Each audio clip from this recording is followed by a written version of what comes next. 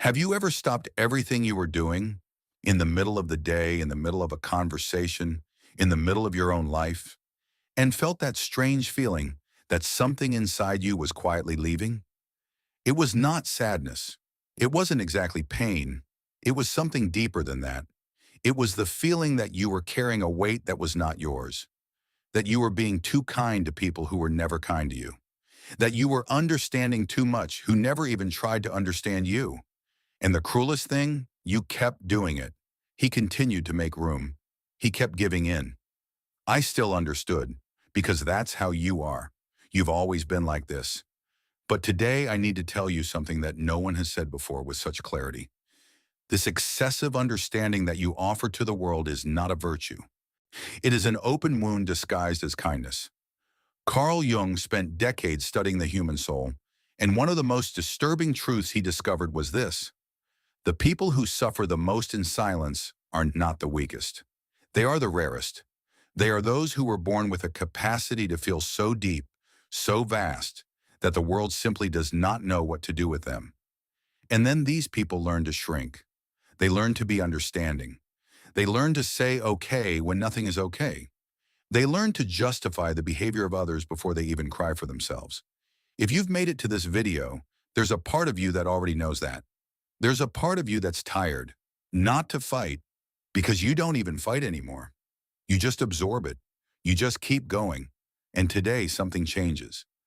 Not because I'm going to give you a list of things to do, not because there is a miraculous technique, but because there is a moment in the lives of certain souls, souls like yours, when excessive understanding ceases to be a choice and is recognized for what it has always been: a prison built with your own hands.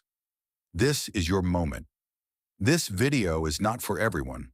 Most people will see it and won't understand it. You will think that it is exaggeration, that it is drama, that it is weakness. And that's okay, because this video wasn't made for them. It was made for you. For those who carry the weight of silence as if it were normal. For those who have lost sleep thinking about the feelings of others while their own rotted in the dark. For those who one day looked in the mirror and no longer recognized the person who was there. So stay, breathe. What comes next may be the beginning of something you never imagined was possible for you: the return to yourself, the soul that learned to disappear to survive. There's one thing that almost no one talks about people who feel too much. It's not that they're weak. It's not that they're naive. It's not that they don't understand the world. It's just that, at some very early point in life, they learned a lesson that was never said out loud, but that was absorbed in every silence, in every rejection, in every time feeling too much brought too many consequences. Existing fully was dangerous. It may have been a childhood in which showing emotion generated discomfort in the adults around him. It may have been a relationship in which vulnerability was used as a weapon. It may have simply been the silent, a continuous accumulation of times when you opened up completely and the world didn't know what to do with what you brought.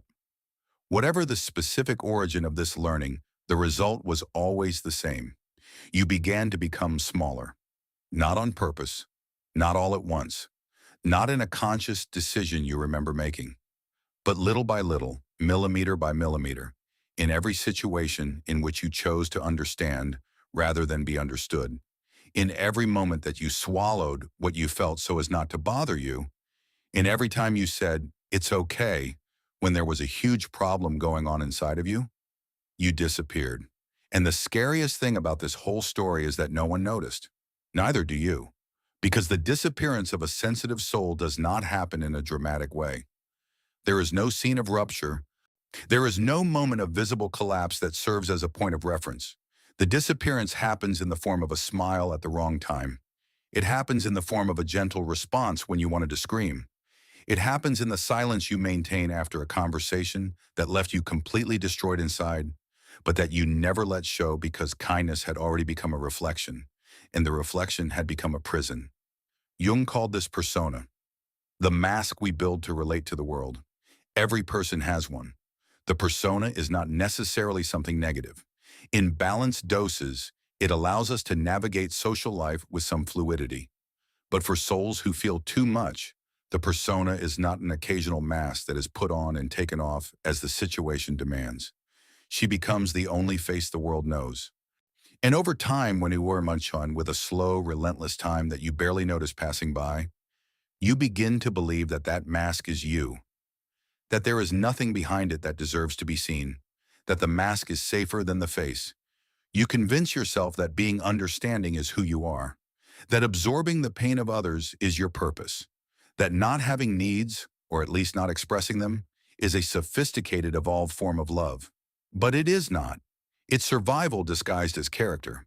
It is a child inside you that learned, at some point long before you had the words to do so, that in order to be loved, you needed first of all to be useful, that to be accepted, it needed first of all to be bearable. And bearable has a very specific meaning in this internal equation. Not to bother, not to demand, not to take up too much space, not to bleed where someone can see. So you became transparent, present in body, absent in essence. There for everyone, nowhere for yourself. Always responding, starting rarely. Always caring, being cared for, almost never. And here's the most painful thing you'll hear today, and I need you to listen with all the attention you usually give to others. The world around you has grown accustomed to your absence. The people in your life often don't really know you. They know your managed version, the version that doesn't ask, that doesn't bleed, that is always fine, that always finds a way to understand, that never puts its own weight in anyone's lap. And they like this version, not because they are bad people, but because this version is comfortable, it's easy, it's predictable, it's the kind of presence that doesn't demand anything back.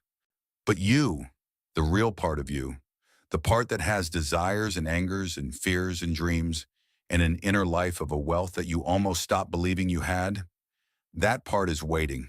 Waiting for years, maybe decades, waiting for someone to look directly at her and tell her it's safe to show up. So let me be that person now. It's safe to show up. Not for the world yet, not all at once, not perfectly or immediately.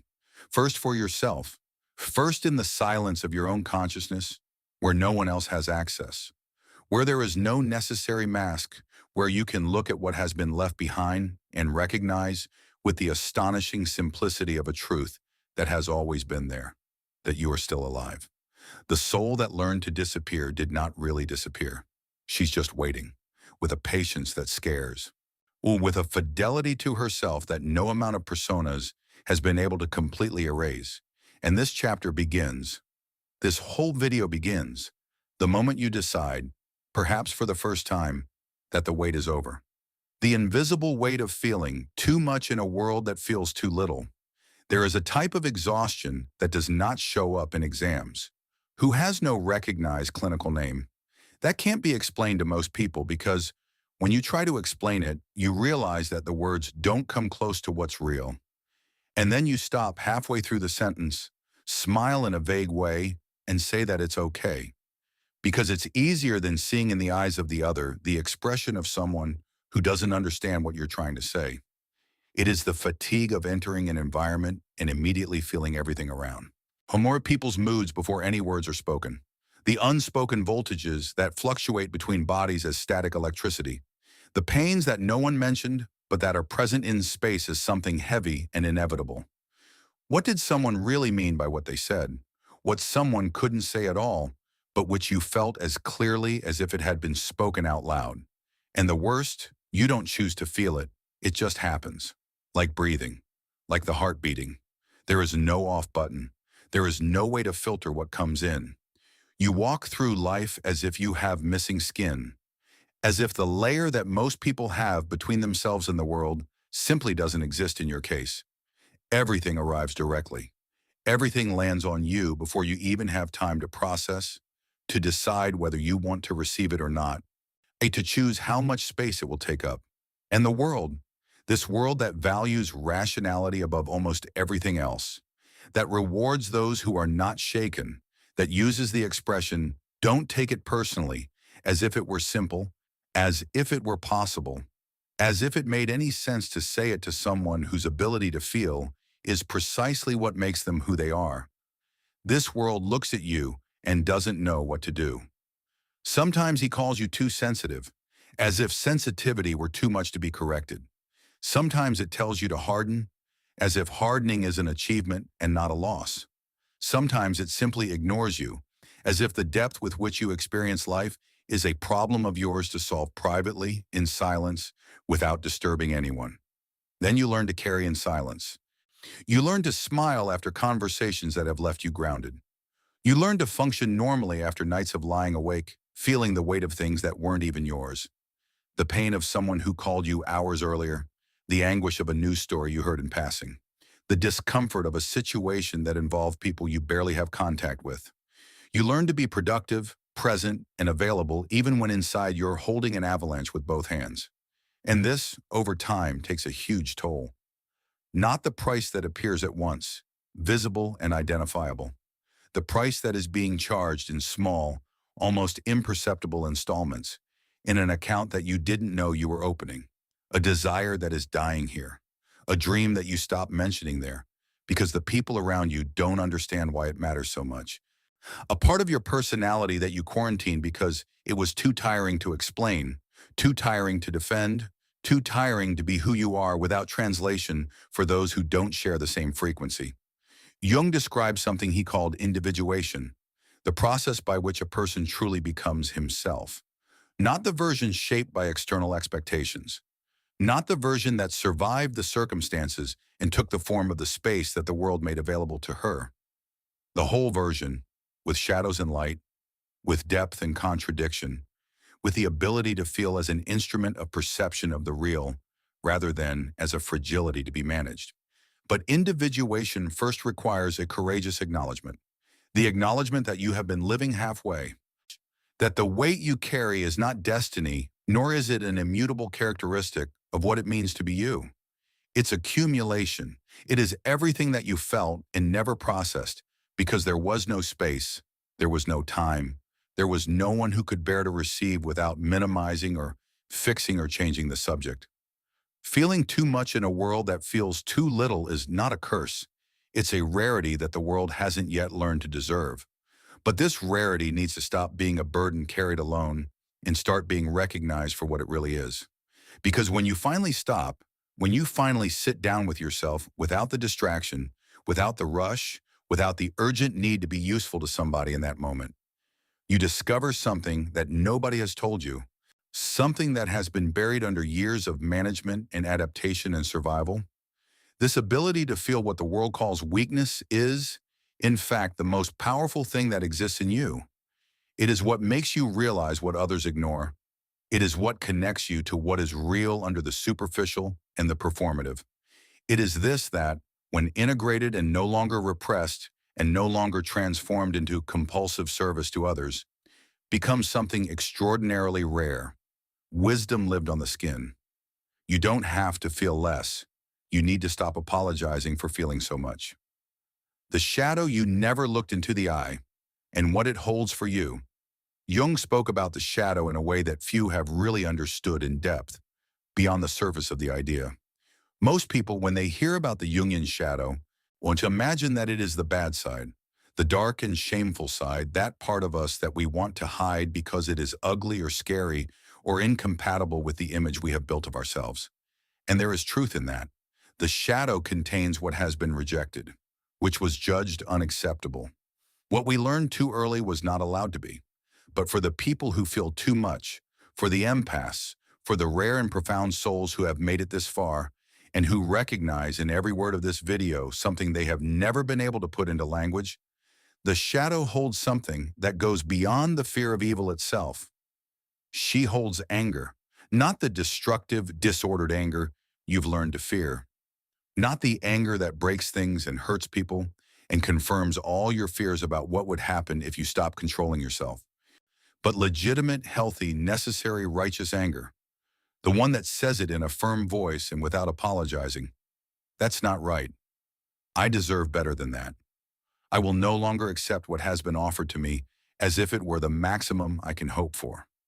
The anger that was being buried each time you chose to understand instead of taking a stand. Every time you said, I understand where this behavior comes from, when what you meant was, this behavior hurt me and is not acceptable. Each time you absorbed what you should have returned, what you had the right to refuse, what should never have been deposited in you in the first place. This anger was staying in the shadow, and the more you ignored it, the more you covered it with understanding and kindness and infinite patience. The more it grew in the dark, silent and dense.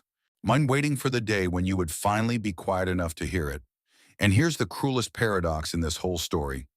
The kindest people often have the densest shadows, because excessive kindness, the kindness that comes not from a place of plenitude but from a place of fear, the kindness that is a survival strategy disguised as virtue, is the most efficient mechanism that exists to repress what is real. You smile and understand and give in and absorb. And deep down, in the part of you that no one sees, in the part that you avoid visiting often, everything that you never allowed yourself to truly feel accumulates.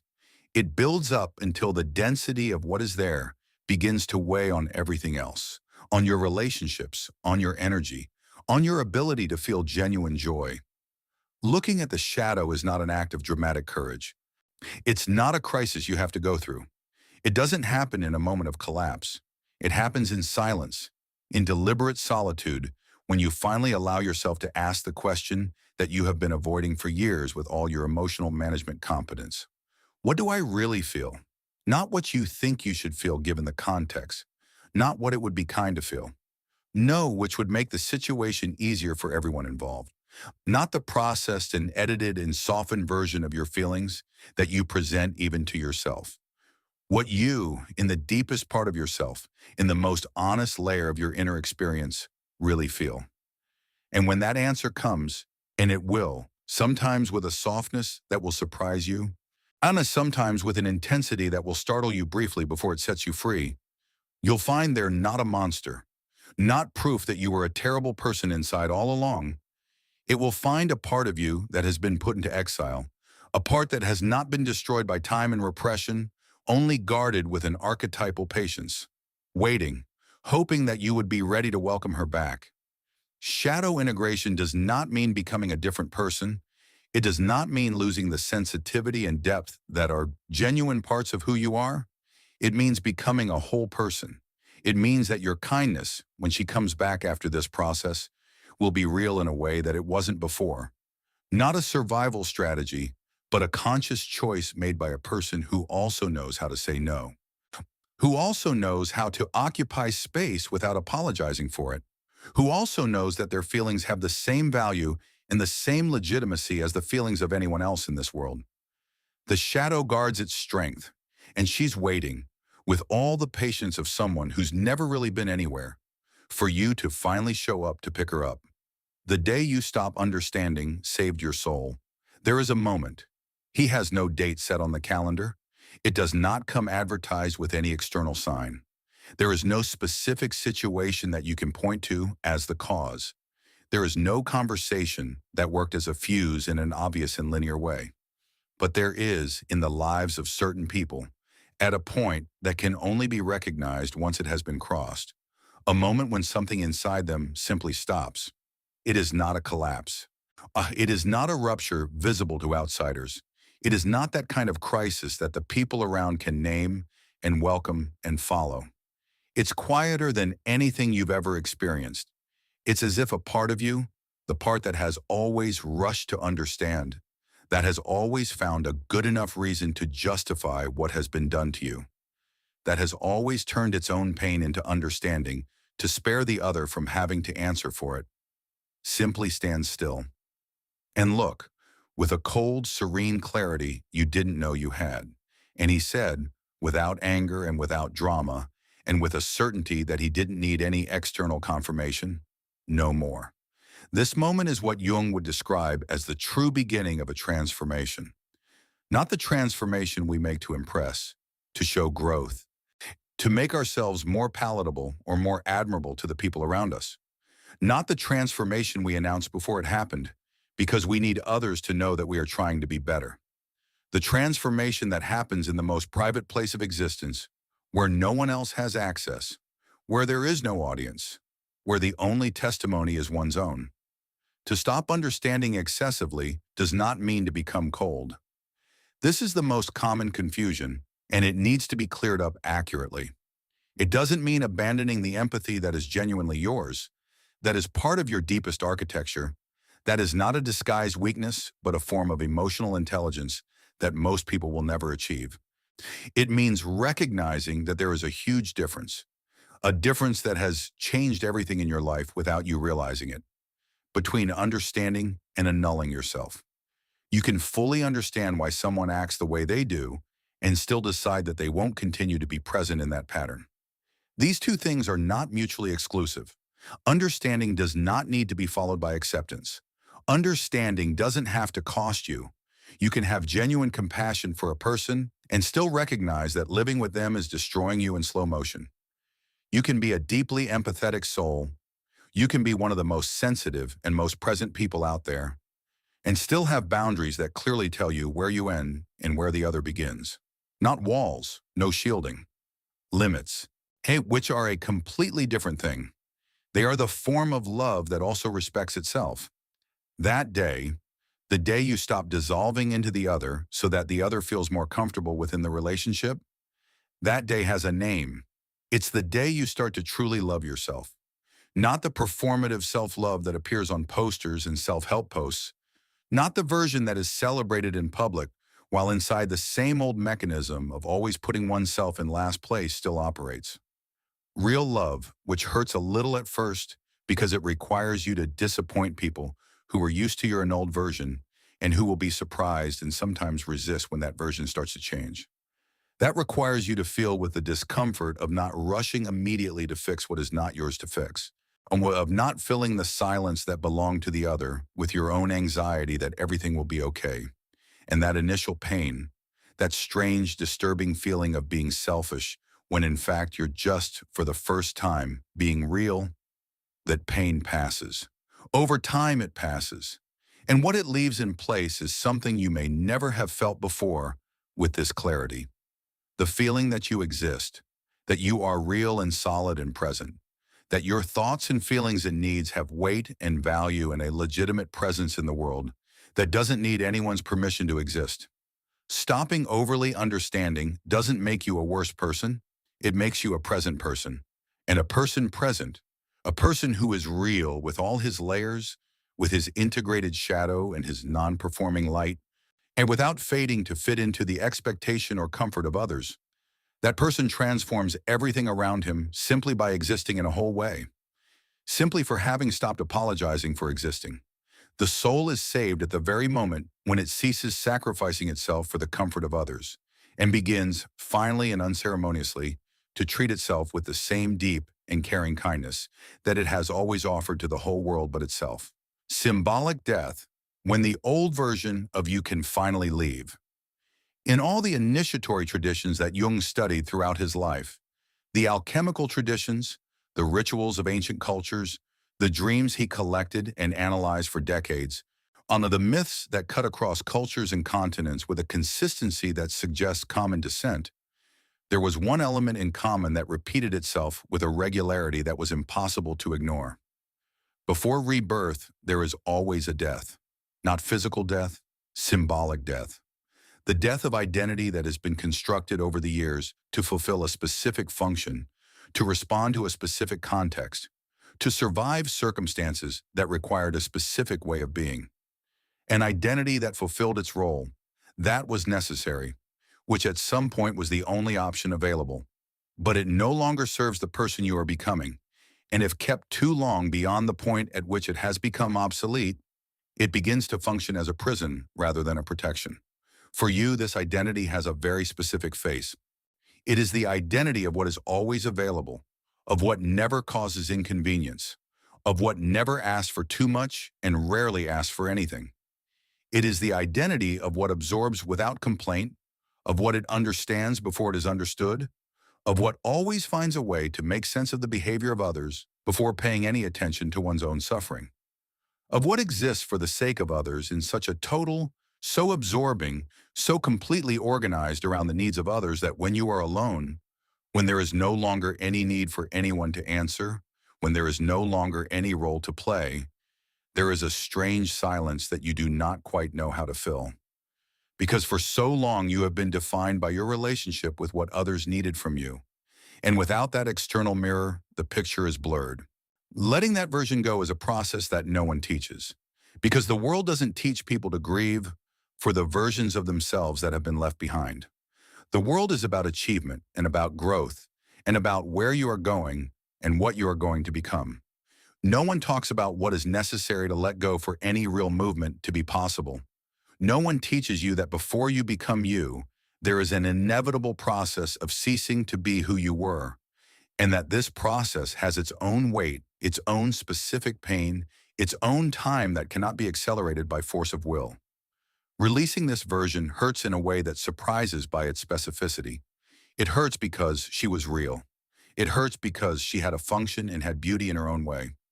It hurts because inside of her, there were also genuinely beautiful things. The ability to care in a way that few know, the depth of feeling that is not ordinary, the ability to be present with people in their most difficult moments in a way that they will remember for the rest of their lives. These things were real. These things had value. But these qualities don't die with the old version. This is the most important point to understand, the point that makes symbolic death bearable and even eventually welcome. The qualities remain. What dies is only the fear that ruled them. What dies is the compulsion to annul oneself that was at the root of each of these beautiful gestures of care. What dies is the buried belief that you are only valuable when you are being useful to someone. That your presence in the world is only justified when you are serving an external function. Symbolic death is the moment when you stop trading your essence in exchange for acceptance, in which you recognize with a clarity that comes from the bottom up and not from the outside in, that the loneliness that comes from being authentic, the loneliness of occupying your real space and being seen for who you really are, which means that not everyone will want to continue, is infinitely less devastating than the loneliness of being surrounded by people who only know and love yours mask. Jung said that the self, the deepest self, the irreducible center of personality, that which you are beyond all that you have learned to be, cannot be attained as long as the persona is confused with the real identity. Oh, as long as you believe that you are your usefulness, your availability, your ability to absorb and to endure and to understand, you will not be able to find yourself. Because what you will find in this search is always the mask, and the mask has no interior. Symbolic death is the collapse of this confusion. It's the moment when the mask finally falls off, not because someone ripped it off you, but because you stopped holding it in place. And after it, something happens that you didn't expect and that no description prepared you to feel. Relief. An immense and silent relief, which comes from the inside out like water meeting the surface after a long time submerged. The relief of no longer having to carry the weight of an identity that was never entirely yours, that was built for the world and not for you. And that you carried for so long that you stopped realizing how much it weighed. You are allowed to let go, not all at once, not in a perfect or linear way, but to let go, piece by piece, conversation by conversation, silence by silence. Letting go of who you were when you survived was the only option available, and the mask was the price of belonging. Because now, for the first time, something different opens up. The unchained empath, a new identity that can no longer be undone. There is a version of you that the world does not yet know. Not because it is hidden somewhere inaccessible, not because it requires some extraordinary effort or some achievement that you have not yet achieved, but because she was buried under years of over-understanding, of silent and systematic annulment, one of an identity built brick by brick around the fundamental need to be bearable to others, to take up no more space than deemed acceptable, to exist in a way that would never bother anyone. This version, the liberated empath, the soul that has crossed its own shadow and come out the other side, without losing the depth that has always been its own, without losing the sensitivity that is its most particular form of intelligence, but also without kneeling before the discomfort of others as if it were a sacred obligation, no longer dissolving into what others need until there is nothing left of itself. This version is now emerging, with a slowness that may seem frustrating, but which is, in fact, the sign of its permanence. And the most extraordinary thing about this new version Yox, the thing that distinguishes it from all the changes you have tried to make before by force of decision or by exhaustion or by external pressure is its irreversibility. When you go through a real process of inner transformation, not a change in behavior that lasts as long as motivation sustains, not a cognitive decision of, from now on, I'm going to value myself more, that unravels under pressure, but a change that happens at the level of the soul, at the level of what Jung called the self, in the deepest place where identity truly resides. You can't go back. Not because you force yourself not to come back. Not because he will always be vigilant not to fall back into the old pattern. But because what you saw about yourself during this process cannot be seen. What you felt cannot be unfelt. And the consciousness that has expanded does not contract back to the size it had before. There is no such way back. The freed empath is not the hardened empath. This is an important confusion to undo as clearly as possible, because it's exactly this fear, the fear that freedom means coldness, that limits mean toughness, that to stop canceling yourself out means to become the kind of person you've always wanted to never be, that keeps many people stuck in the old version for longer than necessary. To harden would only be to replace one defense with another. It would be exchanging nullification for shielding, excessive availability for defensive isolation, excessive openness for excessive closure. This is not liberation. It's just a different survival mechanism. With the same emotional cost and the same fundamental limitation, it's still a response to fear. It's still the building of an identity around a wound rather than around a genuine choice. Real liberation is a completely different thing and much more subtle and much more durable. It is the ability to feel everything you have ever felt, with the same depth that has always been yours, with the same intensity that the world sometimes calls excessive, but that is simply your natural way of existing, with the same rare beauty that exists in your way of being present with people, and at the same time knowing where you are in this process, knowing that you are feeling it, but that you are not the feeling. Knowing that you can care deeply about someone without dissolving into that person to the point where you no longer know where they end and where you begin. Knowing that you can be completely present in a relationship without losing the thread back to yourself, without losing the center that is the anchor of everything else. This is what Jung called complete individuation, not the absence of connection, not the retreat from the world, not solitude as a strategy, but the connection that is born from a place of wholeness rather than a place of need. The difference between giving because you have it and wanting to give, and giving because it needed to be given so that the other wouldn't leave. The freed empath loves differently, no less. Never less. That's the promise that can be made with certainty. Different, with roots. With the clarity of someone who knows what they are offering and why. With the awareness that the love that doesn't cost you yourself is the only love that is real and sustainable, and that can last as long as true love deserves to last. And that new identity, that person that you're becoming, that on some level you already are, even though the mind is still processing, is still getting used to the new space, is still learning what it means to exist without apologizing for existing. It doesn't need external validation to be real. She doesn't need the people around her to understand what happened inside you. She doesn't need witnesses. She doesn't need approval. It doesn't need applause or recognition or someone to confirm that the transformation was real and it was enough and it was at the right time. It simply is. Silent, solid, present in a way that has never been possible before because there has never been enough space, inside or outside, for it to fully exist. You got here because something inside you already knew that this moment was going to come.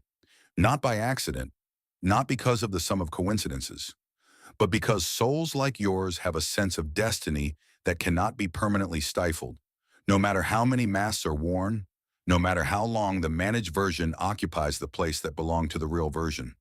That sense of destiny can be delayed. It can be silenced for years. It can seem extinct to outsiders and sometimes to insiders, but it is not extinguished, and the postponement is over. What you are going to do with this awareness, with this new way of existing, with this version of you that can no longer pretend that you don't know what you know, that you can no longer inhabit the small space that once seemed safe, that only you can answer. And you will answer. Not in words and not in statements, and not in visible changes that impress. He will respond with choices, with silences that have a different quality from the silences of before. With the way you will occupy your own space from now on, the space that has always been yours and that is finally, irrevocably recognized as such. Welcome to the beginning of the most real version of you. She was here the whole time.